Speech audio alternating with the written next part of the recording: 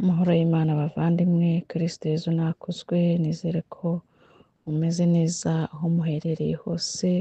Kristo akomeje kuturindira mu buntu bwe. Reka dufatikanye gusoma ijambo ry'Imana, turarisanga mu Baheburayo 12, umutwe ni uwa 14.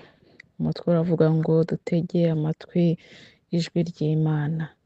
Nimuharanire kugirana amahoro n'abantu bose no gutunga ubutungane, kuko utabufite atazigera abona Imana. Mwakire neza ijambo ry'Imana bavandimwe. Iri jambo ry'Imana riratubwira ngo niduharanire kubana n'abantu neza, amahoro. Twirinde kubana n'abantu mu makimbirane. Twirinde kubana n'abantu tubatoteza, tubahohotera. Hari nk'abantu tuba dufite nk'abaturanyi, abakozi dukoresha mu rugo, abana bakina n'abana bacu mu rungano, ariko ugasanga nk'umuturanyi abayeho mu buzima bworoheje, ni umukene, ariko ugasanga turamutoteje, tumubujije amahoro, aje kudusaba nimba hari icyo dufite, ugasanga ntacyo tumuhaye, ahubwo tumubwiye nabi, cyangwa ufite ubumuga runaka ntitumuhaye. Ni ukuri ugasanga turamucyuriye, ntahawe icyo yari asabye, ahubwo atahanye icyo umuhaye ni uburakari, umugaburiye umujinya. Ni ukuri ijambo ry'Imana riratubwira ngo nitubane n'abantu bose amahoro. Ese wowe ahantu uri, aho ukorera, aho ugenda, abo mubana nabo, ubaha amahoro? Ijambo ry'Imana riratubwira ngo amahoro niyo aduha ibyiringiro, niyo aduha ibyishimo. Nitutagira amahoro nta byishimo tuzagira, nitutagira amahoro nta munezero tuzagira, kuko amahoro niyo ya mbere. Ukumva uratuje, uri mu Mana umeze neza. N'igihe uri kure y'Imana naho nta mahoro uba ufite. Nk'umuntu w'umukristo, nk'igihe twatanye tukajya kure y'Imana tugakora n'ibyaha, icyo gihe nabyo ntabwo biduha amahoro, natwe ubwacu twiyibuza amahoro. Mu buzima bwacu bwa buri munsi hari n'ibitubuza amahoro ubwacu. Twakoze ibyaha, ntitwanasabye imbabazi, abo tubana twabacumuje, ntitwasabye imbabazi, nabo tubimye amahoro yo mu mutima, turababangamiye, tubangamira abantu mu buryo bugiye butandukanye. Umubwiye nabi, umushyizeho akavuyo, umushyizeho haraka ati nkeneye iki, akakubwira ati nta mafaranga mfite, nta buryo mfite, ariko ukamuraza ku nkeke. Icyo gihe ubujije umuntu wawe amahoro. N'umuturanyi n'umuvandimwe hari igihe aba afite nk'ikibazo, akakubwira ati nguza amafaranga ya naye, wayamuha, ariko ukamuraza ku nkeke, umubuza amahoro, umutelefona, yabona telefone yawe ntanayitabe, kuko wamubujije amahoro. Na wa mwanya wo kujya gushaka ya mafaranga ntawe yabonye. Rwose reka tubane n'abantu amahoro. Na Kristo ubwo yabonekeraga intumwa z'ikintu cya mbere abanje kuvuga ati nimugire amahoro, mbahaye amahoro. Ayo mahoro rero nituyasangiza abandi nimba tuyafite, ariko mbere na mbere tubanze natwe twishakemo amahoro. Ayo mahoro nituyabona n'abandi nabo azabageraho, kandi aba ari amahoro meza. Amahoro meza atangwa n'Imana, amahoro meza atangwa na Yesu. Ayo mahoro meza ni amahoro ku buryo buri wese azajya kubona akavuga ati umuntu ni umunyamahoro. Ntabwo mujya mwumva ko hari nk'umuntu ngo uriya muntu ngo ni umunyamahoro, uriya muntu nta bibazo, uriya muntu ni no stress. Ibyo rero nibyo tugomba kuba natwe tumeze, tugomba kuba turi abanyamahoro. Umwana ntakore ikosa ukubite umwana ukamubuza amahoro, yanakubona akiruka ati mama araje cyangwa papa araje, umwana akabura amahoro muri we.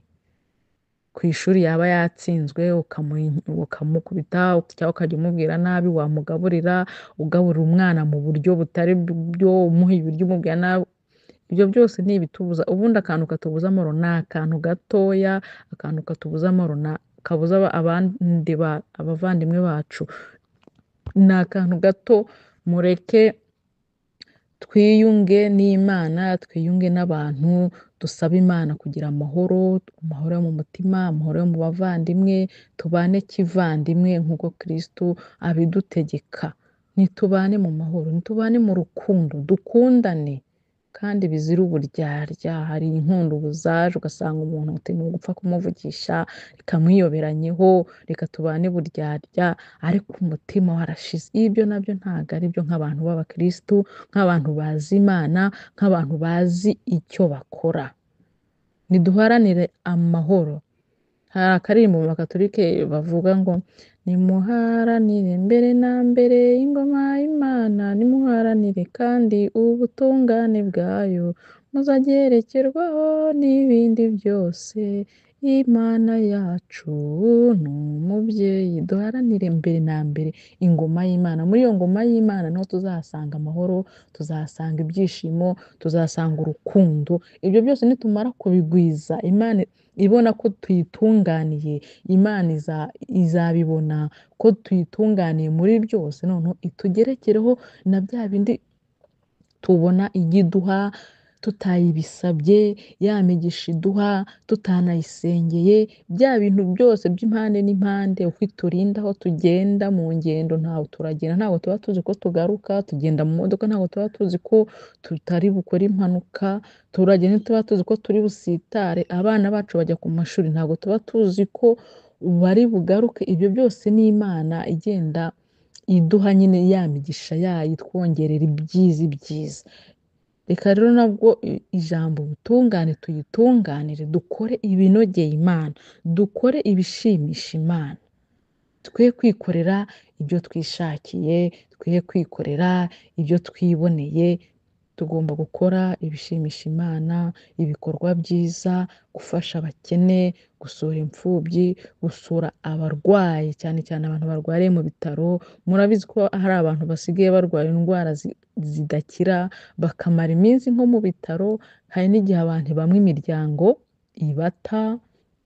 ikabata nyine ntibiteho kubera uburwayi bumaze igihe bakabinubira, ugasanga umuntu abayeho nabi. Aho hantu rero tuba tugomba kugira icyo tuhakora, nyine tugakorera Imana ibishimisha, ibiyinogeye, kugira ngo natwe izaduhe na bya bindi byinshi tutazi kandi by'umugisha, by'umunezero, ibyo ubona utari witeze ko byakugeraho. Kwa kundi uvuga ngo abandi ngo bagira ibi, se njye nabigeraho gute? Inzira z'Imana ziba zifite ukuntu zigenda zikora ku buryo ikugeraho ukumva uratunguka. Nta gihe Imana iragukorera surprise ikagutungura ukumva uratunguka, ukumva waguruka, ukumva wayiheka uyibonye, kubera nyine ko Imana yacu ni umubyeyi, Imana yacu ni urukundo. Natwe rero ntidukundane, dukore ibitunganye, dukore ibishimye, twirinde ubugambanyi, kugambanira abantu, twirinde gusebanya, twirinde inzangano, twirinde ibintu by'amacakubiri, twirinde ibintu by'ububeshyi ku isi. Noneho ikintu cy'ububeshyi, inzangano, ubugambanyi, ugasanga n'umuntu n'umugenzi wawe muraririmbana, murasengana, kandi wamutangaho n'urugero, ukavuga ati we ni umukozi w'Imana, uyu yubaha Imana, kandi ari kabutindi, ugasanga wowe murasohotse arakugambaniye, murasohotse bakugeretseho urusyo, ikintu utari witeze, ikintu utari uzi, ukumva ni runaka wagikoze, kandi ari inama ugasanga bazikoreye iwe mu rugo. Bavandimwe, nimureke dukorere Imana hakiri kare, dutange amahoro, tubeho mu bwisanzure, tubeho mu rukundo rw'Imana. Mu byo dukora tuyoborwe n'Imana, mu byo dukora tuyoborwe n'Imana y'umugenga wa byose, iduhe ubwenge kandi itubohore, iturinde kunangira imitima. Uzi ko yabangamiye mugenzi we, amusaba imbabazi aho bitagenze neza, amuha amahoro, nawe uryame usinzire, nawe aryame asinzire. Njyewe rero nabaga mfitanye n'umuntu ikibazo, nararyamaga nkumva ndasinze, ahubwo nkanarota mbona ari kuniga, nkarota antegeye mu nzira ari kungirira nabi, urumva icyo gihe rero nta mahoro mba mfite nawe ubwe uwo muntu nta mahoro aba afite ubwo rero ikibazo kikarangira tubonanye ati nyabona ibintu birangire bive mu nzira rwose ntabwo bitubereye ndi kuryama sinsinzire kandi ari n'akantu gato k'amafuti mana yanjye ibintu by'Imana rwose iyo umuntu abirimo agomba kuba abirimo neza adakebaguzwa atajyamo ngo asohoke iyi si nyine iraruhije ibintu by'iki gihe biragoye ubuzima buragoye ariko uko ubuzima bugora tugomba kubyereka Imana ubuzima ntibutugore ngo natwe ngo tugore Imana ahubwo nitwereke Imana ati Imana ahangaha ko bitugoye Imana uko bimeze gutya ntitubogame abafite utuzi mwirinda amaruswa kuko ibintu birahenze ku isi hose ushobora kuvuga ati mu rugo nta sukari hari mu rugo nta mufuka w'umuceri uhari none niboneye akantu ka ruswa ngo nkiteshe ugasanga uragafashe umuceri wawurya iminsi ingahe se hari umuntu twakoranaga kera ntarashaka umuntu nyine bamuha ruswa ahantu ikibazo yari afite kugira ngo akimufashemo hari mu rubanza amaze amuha ruswa y'ibihumbi 60 amaze kuyamuha yewe byaragatangaza yaramuhaye nyine umuntu ibibazo bye birakemuka umuntu agenda yemye ihondo n'amafaranga barayafashe umuntu ayafashe ashyira ku mufuka amaze gutaha atega moto nyine ngo agiye kuri shop agiye gushopinga nyine ibyo yakeneye nyine yari yagiriye n'imigambi ateze moto ntiyamenye ukuntu ya mafaranga yacomotse abaheze mu mufuka abaratakaye amafaranga amaze gutakara abatorwa n'abandi nyine ubwo ni nk'umuntu wari wasinze ati Mana ndashonje Imana imwihera manu nyine umuntu aririra urumva ubwo rero ibyakurikiyeho haje kuza nyine igenzura nk'uko basanzwe bagenzura byo mu turere basanga nyine ibintu bitarakemuwe neza ari wa muntu nyine wakoze amanyanga wahawe ruswa barafunzwe kugeza na n'ubu aracyari muri gereza urumva rero burya icyaha ntabwo ari cyiza ibintu nyine biratugora ubuzima nyine buradushaririye ubuzima buratugoye ariko mureke twihangane nta waje imbere y'Imana ngo atatamubonye ese waje imbere y'Imana uyiburana iki ese waje imbere y'Imana uyitura ibyawe kuko ibura kugusubiza Yezu ni karuhura aruhura abarwaye abaruhura abarushya abikoreye yaravuze ngo